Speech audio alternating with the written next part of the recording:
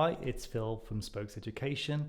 My last video, I talked a little bit about the realities of running a business. I'm aware I rambled quite a bit, so sorry about that. But there was a little bit more I wanted to say. So here's the second part.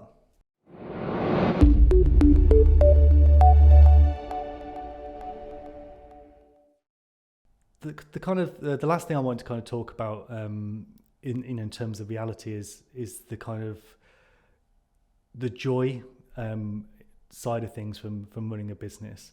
And again, I think it's really, really important to kind of recognize that joy kind of grows in a way, but it also deplenishes. And the joy that I got, I remember getting the first ever contract and winning a £10,000 contract early on, and I was ecstatic. I remember I was on holiday, and I got an email while I was on holiday, and I was with my wife, I think in the south of France, and we're walking down the street, and I just looked at my phone, I saw this, and I was like, oh my God, I've got this £10,000 contract, amazing. And I just couldn't, and I'm not one to show emotion, but I was so made up. I felt this kind of sense of like pride and sense of joy and sense of happiness and all these kind of things to sort of go, I can't believe I've won a competitive tender, and there was this huge buzz around it.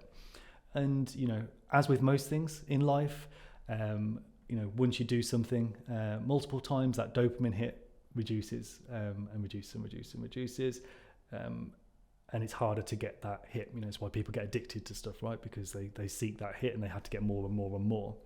And now we're at the point where we're winning stuff regularly.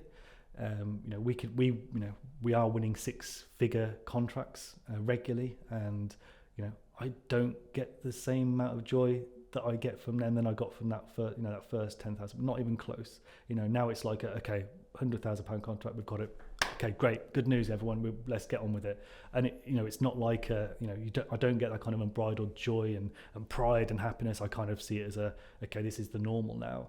And so I kind of wanted to just talk a little bit about it because again, when you first start out, you kind of have this real excitement, and it's the same in anything. You could say the same about a relationship and marriage. You kind of have this buzz and excitement, and it's really exciting to start. And over time, of course, it gets a bit more normal, and that kind of excitement wears off. And you can apply it to pretty much anything in life, and it's no different for business.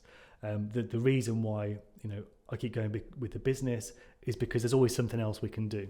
And over the last few years, that's been growth, and we've been able to grow. And you still get a bit of a buzz from winning a new contract. You still get a buzz when you take on a new member of staff. You still get a buzz when we've set up this kind of AV room. It's like, okay, cool, it's something new and it's something exciting, and you're always looking to do that new thing.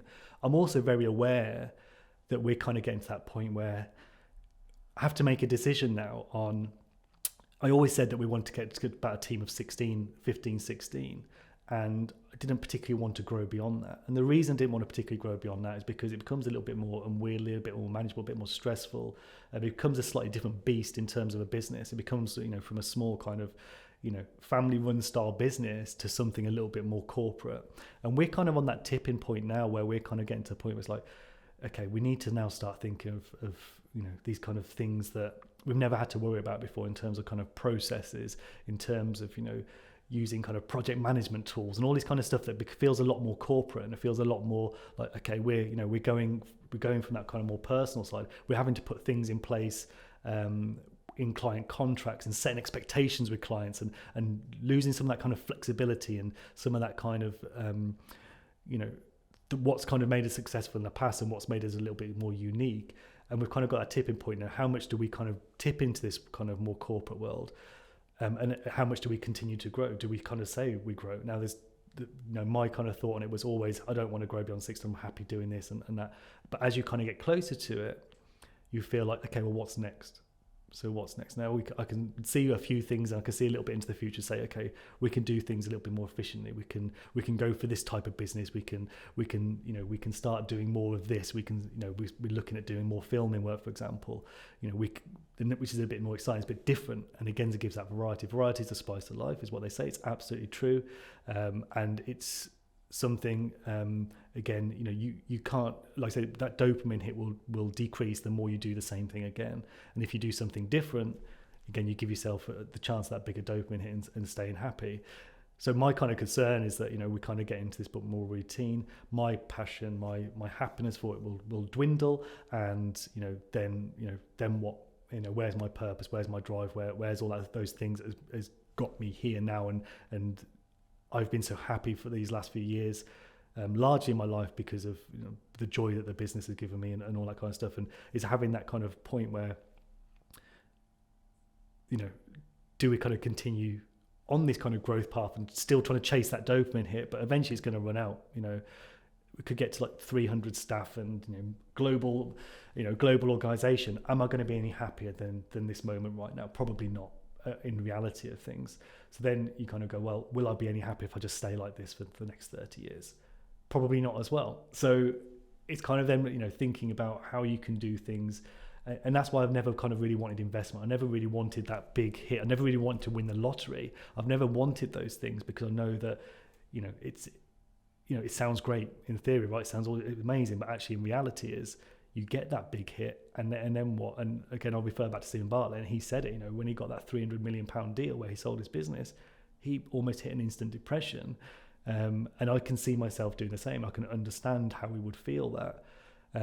So again, I think that kind of reality will kick in at some point, as you grow the business, thinking about, I would encourage you to take it slow. This has gone much quicker than I expected. Our 4-year business plan that I set up when we first started to take staff on, we achieved it in a year. And, and it feels like, I kind of half wish that, I wish that kind of eked out a little bit longer. It was, at the time, it was like, wow, it's amazing. Again, got a real big buzz from it and really, loads of pride and happiness in it. But actually it's like, I wish I could eke this out a little bit longer, because I'm getting to the point now where, okay, how do I eke this out, and how do I eke this happiness and this purpose out a little bit longer? And that's kind of the challenge. But I don't know what the answer is at the moment. I don't know whether that's, continued growth, whether that's, getting joy through kind of efficiencies and getting joy through, doing things a little bit differently and doing new types of things. I think a lot of the stuff, I want to do, and the things I talk about a lot, is the kind of social side, doing more volunteer work, putting a little bit more back. And again, that's something I feel like, I want to do. I've just, become a school governor. I'm an enterprise advisor at the same school as well. And, we'll go out and do lots of talks to schools and that kind of stuff. And that I get a little bit more from that. And perhaps we might do something around that and become a little bit more of a social business. And again, not chasing that money, but chasing the purpose and chasing the happiness. And that's the way I kind of feel like I want to go. It's just kind of getting that balance right, and making sure that, both things are happening. But yeah, I don't really know where to go at the moment. And again, that kind of crossroads will hit, I think will probably hit everyone as you get to a certain point, and you have to make that decision on which way you go. And, do you have that continued growth, which will, eventually say you're chasing something, or do you kind of, look at repurposing and repositioning yourself and finding happiness in other places. So yeah, I'm not really sure what the answer is to that. I'm still working on it. All I know that, like I said, those kind of things that aren't the day-to-day, they're the things you kind of get the biggest dopamine and happiness. In fact, just thought this morning, I was walking Molly, the dog, to work, and I bumped into my sister-in-law and my niece and my nephew, and just seeing them was lovely. Just, I see them sometimes walking to work, and they were in a hurry, they were late for school, but my niece on a scooter, I said, oh, you better rush. She jumped off her scooter, came and gave me a hug, jumped back in the scooter and went off again. And, the happiness I get from that is completely disproportionate, right? I got more happiness from that than winning £100,000 contract. And that's just probably because I'm not, that's not normal for me. If I had my own kid who did that every day, then again, that would probably, the £100,000 might win, because that's something that's new and different. But that small thing. So again, it's finding those kind of small things that, that bring you that happiness. And like I said, that kept me going for it gave me a huge buzz and a huge bit of happiness. It still does. It's still smiling about it now. Just, just a nice little thing that I don't get every day. So I think, I think, that's something that's worth thinking about as you kind of build your business. Think about kind of doing things in a sustainable way. Don't think about, smashing it and getting that quick win. It might be that you kind of go, well, I'm going to get that quick win because that will allow me to go and do something else. And I think that's great. And I think, again, you see a lot of people sell a business, they'll go and buy a new one, and they'll start something and do something new. And I think that's a good way to do it. Whether that's right for me, I don't know. But it's something I'll keep thinking about, and it's something I think you should think about as well as you start to grow your business. I think that'll do for now. Thank you again for listening. Sorry again about the rambling, but hopefully that there's something in there again that resonates, and hopefully it's of interest or gives you some food for thought anyway, at least. But thank you for your time, and I'll speak to you next time.